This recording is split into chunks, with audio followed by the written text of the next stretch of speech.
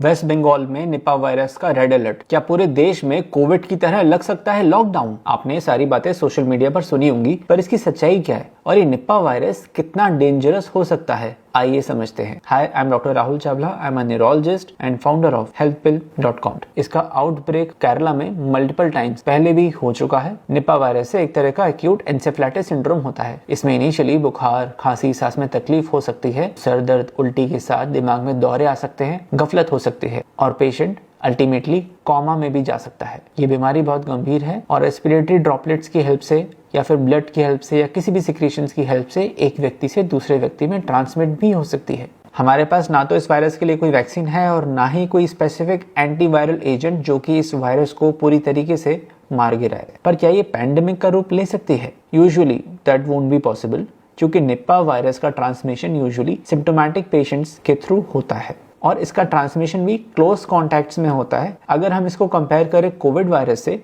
तो Covid virus काफी देर तक हवा में सस्पेंडेड रह सकता था। इसके अलावा उसके बहुत सारे एसिम्प्टोमेटिक कैरियर्स भी होते थे, जिसकी वजह से बीमारी एक एरिया से दूसरे एरिया में बहुत इजीली ट्रांसमिट हो गई थी। This is not the case with Nipah virus. एक और बात, अगर किसी बीमारी का केस फेटेलिटी रेट बहुत ज़्यादा होता है तो ऑटोमेटिकली उसकी स्प्रेडिंग पोटेंशियल भी कम हो जाती है। ये बीमारी एक पर्टिकुलर एरिया में कंटेन होकर रह जाती है। पर क्योंकि बीमारी बहुत खतरनाक है, कंटेजियस है और अगर इसको सही वक्त पर कंटेन नहीं किया तो ये ज़्यादा एरियाज में फैल सकती है। इसलिए जल्द से जल्द कॉन्टैक्ट ट्रेसिंग की जाती है। उन सभी लोगों को ढूंढा जाता है जो कि पेशेंट के कॉन्टैक्ट में आए हैं, उनकी टेस्टिंग की जाती है और उनको आइसोलेट किया जाता है। केरला में निपा वायरस का आउटब्रेक मल्टीपल टाइम्स हो चुका है और इसी पर एक बहुत अच्छी मलयाली मूवी भी बनी है जिसका नाम भी वायरस है। अगर बात करें वेस्ट बंगाल की, तो वहाँ पर 2 केसेस आइडेंटिफाई किए गए हैं। दोनों नर्सेस हैं। One of them is sick and one of them is improving.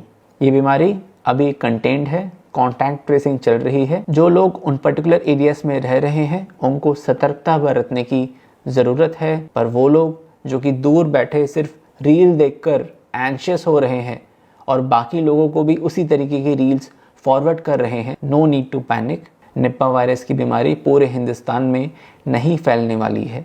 So please stop fear mongering. और हाँ, अगर आपका सेहत से जुड़ा कोई भी सवाल है तो आप हमसे पूछ सकते हैं। हमारी एक्सपर्ट डॉक्टर्स की टीम उसका जवाब देगी। कमेंट करें health pill and we will send you the link जहाँ पर आपको आपके सवालों का जवाब मिलेगा।